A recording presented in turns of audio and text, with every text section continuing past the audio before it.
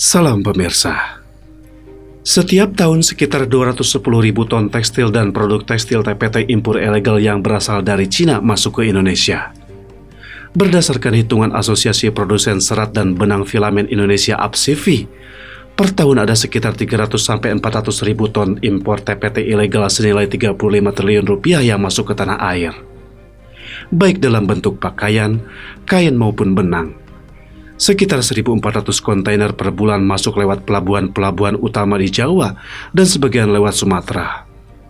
Barang impor ilegal tersebut separuhnya berasal dari Cina, sisanya dari Korea, Taiwan, India, Vietnam, Bangladesh, dan Thailand.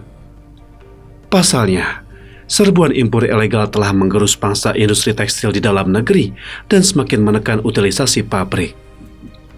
Banjirnya barang tekstil impor kian menekan kinerja industri tekstil dan produk tekstil, hingga rata-rata utilisasinya dari hulu ke hilir kini hanya di kisaran 50%.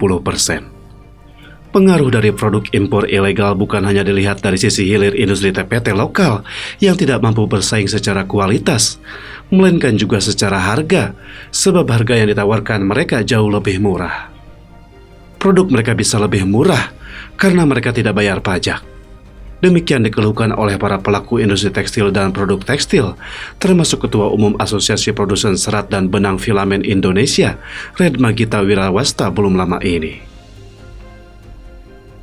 Carut-marut izin impor.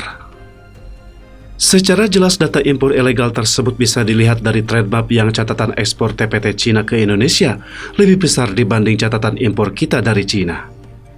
Perbedaan data ini disebabkan oleh praktik impor borongan, under invoice, pelarian HS, dan rembesan gudang berikat.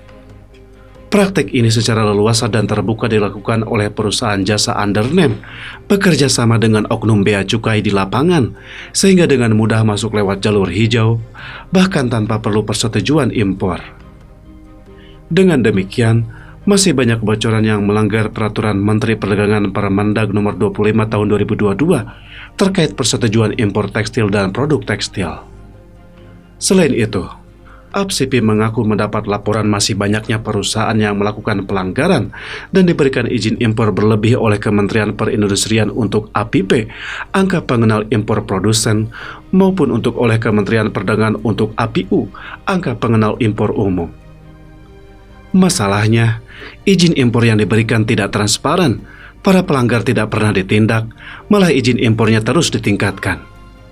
Akibat membanjirnya impor ilegal ini telah menekan utilisasi industri TPT ke titik yang cukup rendah, hingga menelan korban.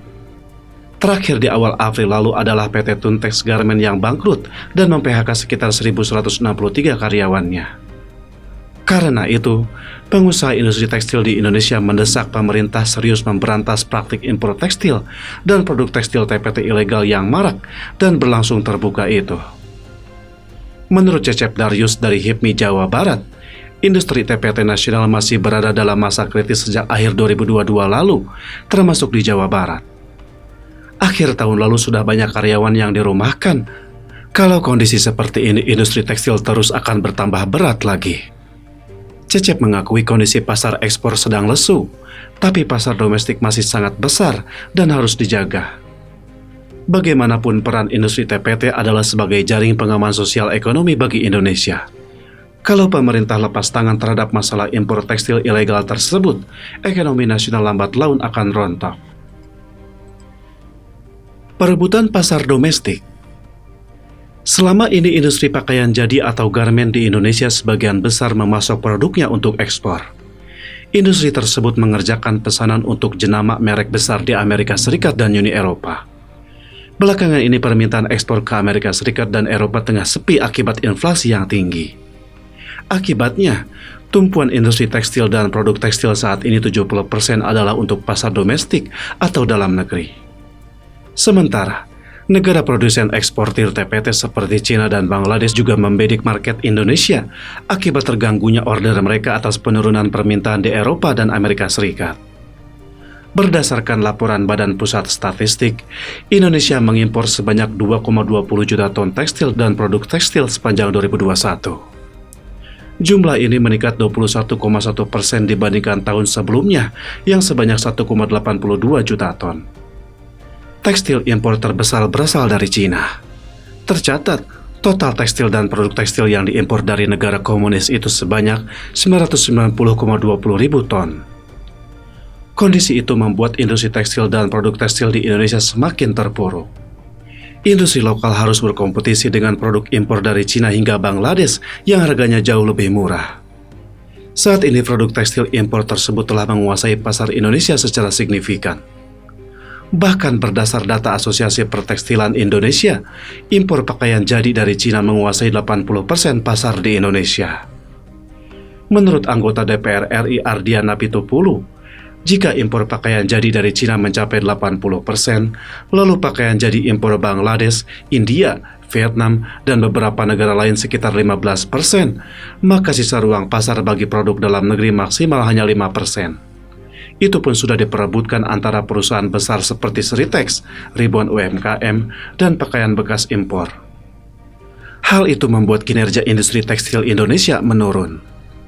Dampaknya sudah terasa dari banyaknya pabrik yang tutup hingga PHK buruh besar-besaran. Menurut Nurdin Setiawan dari Asosiasi Pertekstilan Indonesia API, sebenarnya ada harapan bagus dari pasar lokal pada tahun 2023 ini, apalagi ditambah dengan adanya momen lebaran sehingga mampu meningkatkan produksi. Tetapi terganggu oleh gempuran produk impor pakaian, baik yang legal maupun ilegal, termasuk pakaian bekas impor yang sekarang secara vulgar dijual di RT mana-mana. Sudah lama pemerintah tidak serius mengurus produk TPT dan membiarkan perusahaan tekstil dalam negeri mati. Di Bandung, perusahaan TPT pada gulung tikar, pemerintah tidak turun tangan, membiarkan negara kebanjiran impor tekstil Cina. Ini bertentangan dengan kebijakan pemerintah stop impor. Untuk itu, para stakeholder industri tekstil meminta pemerintah tidak hanya menghentikan impor pakaian bekas, tapi juga menghentikan impor pakaian dari Cina yang telah menghancurkan industri tekstil dan produk tekstil di tanah air.